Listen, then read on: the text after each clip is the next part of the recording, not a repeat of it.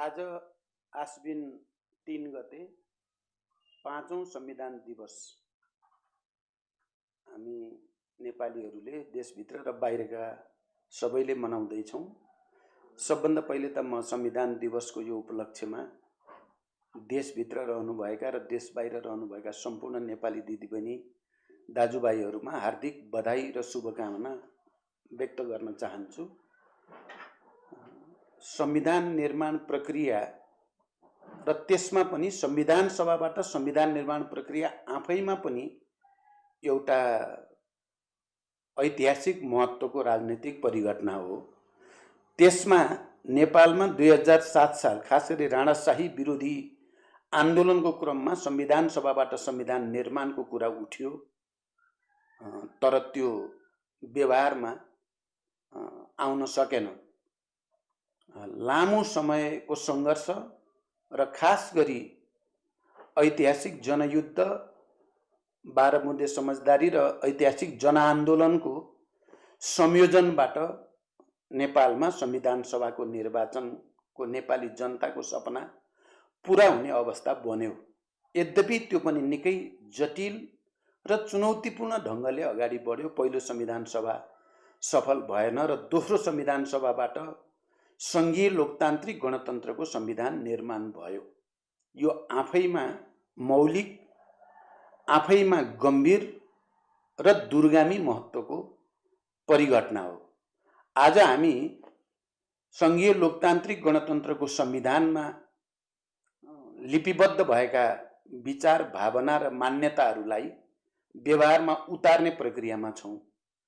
यो ठुलो राजनीतिक परिवर्तनको एउटा युगान्तकारी परिवर्तनको, किनकि राजतन्त्रबाट गणतन्त्रमा, एकात्मकताबाट सङ्घीयतामा, समावेशिता र समानुपातिकतामा, त्यसपछि धर्मसापेक्षताबाट धर्मनिरपेक्षतामा जाने कुरा एउटा युगान्तकारी राजनीतिक परिवर्तनको द्योतक हो। र यो प्रक्रियाको अपेक्षा के हो त भने नेपाल राष्ट्रको अझ बृहत्तर एकता, यसको राष्ट्रिय स्वाधीनता र आत्मसम्मानको वृद्धि, सुदृढीकरण र नेपाली जनताको समृद्धिको आकांक्षा। नेपाली जनता सबै खाले शोषण, उत्पीडन, विभेद, अन्याय, अत्याचारबाट मुक्त एउटा नयाँ समाज निर्माणतिर जाने यसको अपेक्षा हो।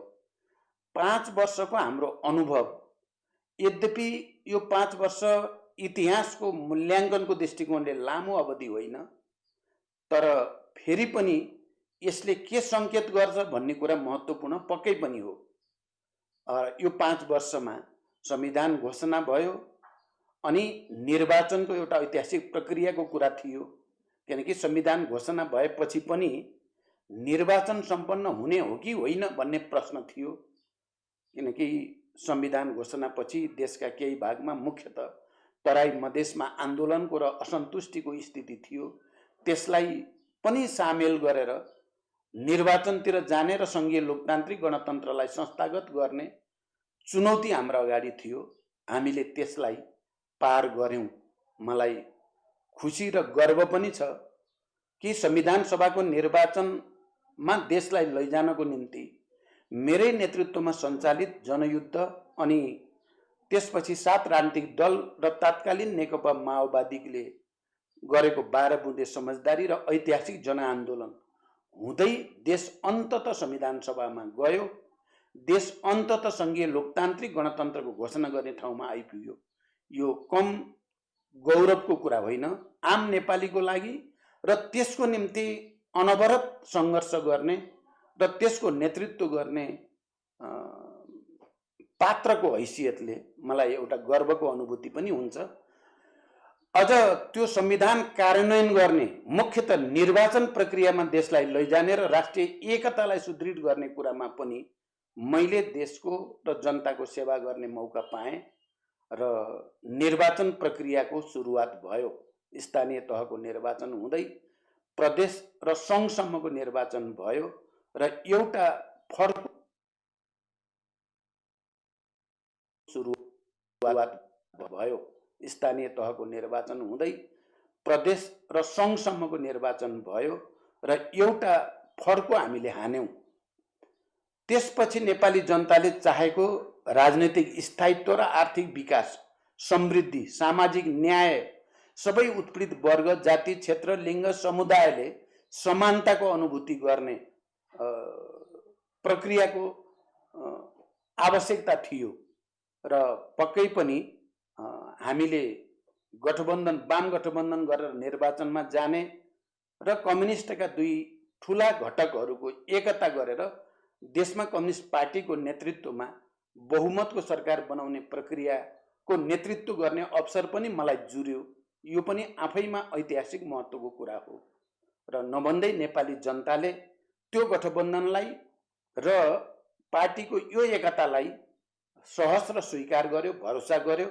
हामीले अघि सारेको घोषणापत्र र त्यहाँ व्यक्त विचार भावनाहरूलाई नेपाली जनताले विश्वास गर्यो र झन्डै 2/3 बहुमतको दिएर हामीलाई राजनीतिक स्थायित्व र समृद्धिको नेतृत्व गर्ने अवसर प्रदान गर्यो। म नेपाली जनताको यो विवेकप्रति नतमस्तक हुन चाहन्छु र जनताप्रति हार्दिक बधाई र शुभकामना फेरि पनि व्यक्त गर्न चाहन्छु।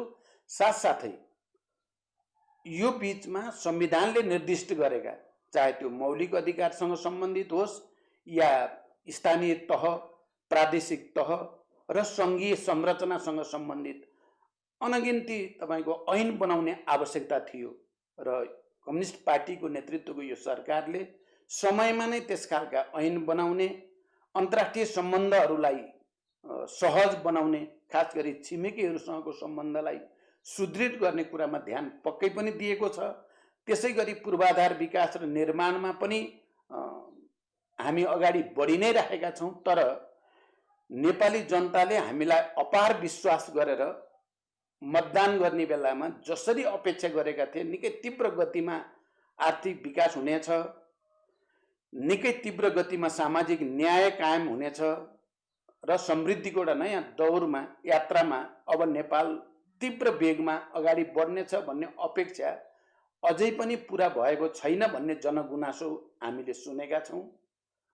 धेरै उतार चढावहरू पनि यस बीचमा भए। एकातिर स्वयं सरकारको नेतृत्व गर्ने पार्टीभित्र बहस विवादका कुरा, अर्कोतिर देश र दुनियाँमा, संसारमा नै कोभिड-19 कोरोना भाइरसको महामारीका कारण एउटा अप्ठ्यारो र जटिल परिस्थिति पैदा भयो। फेरि पनि हामीले आफ्नो पार्टीभित्रको एकतालाई पनि नयाँ सिराबाट अगाडि बढाउँदै र कोरोनाका विरुद्ध सङ्घर्षलाई पनि अब अझ बढी प्रभावकारी बनाउने प्रतिबद्धताका साथ अहिले हामी अगाडि गइरहेका छौँ। संविधान दिवसको यो 5औं वर्षको उपलक्ष्यमा म आउने दिन, अब हाम्रो पार्टीको नेतृत्वको सरकारको झन्डै 2.5 वर्ष समय अझै बाँकी छ। यो 2.5 वर्षमा जनताले अपेक्षा गरे अनुसार अझ व्यापक रूपमा विकास परियोजनाहरू अगाडि बढ्नेछन्। अझ राष्ट्रिय एकता र राष्ट्रिय स्वाधीनता अझ सुदृढ हुँदै जानेछ, किनकि राष्ट्रिय स्वाधीनताको दृष्टिकोणले, राष्ट्रिय एकताको दृष्टिकोणले यो बीचमा केही ऐतिहासिक कामहरू पक्कै पनि भएका छन्। हाम्रो सिमानाका समस्या समाधान गर्ने सन्दर्भमा हाम्रो भूगोललाई हामीले आफ्नो नक्सामा आबद्ध गरेर त्यो भूगोल फिर्ता गर्ने सङ्कल्प नेपाली जनताले, नेपालका सबै राजनीतिक दलहरूले, नागरिक समाज, बुद्धिजीवी सबैले पनि सङ्कल्प गरेको स्थिति छ। यो पक्कै पनि भोलिका दिनको लागि एउटा सुखद सङ्केत यसभित्र छ। त्यसकारण संविधान दिवसको यो ऐतिहासिक अवसरले हामी सबै नेपालीमा एकताको, शान्ति र समृद्धिको एउटा नयाँ सङ्कल्प लिने दिनका रूपमा यो अगाडि बढ्नेछ भन्ने म विश्वास व्यक्त गर्न चाहन्छु।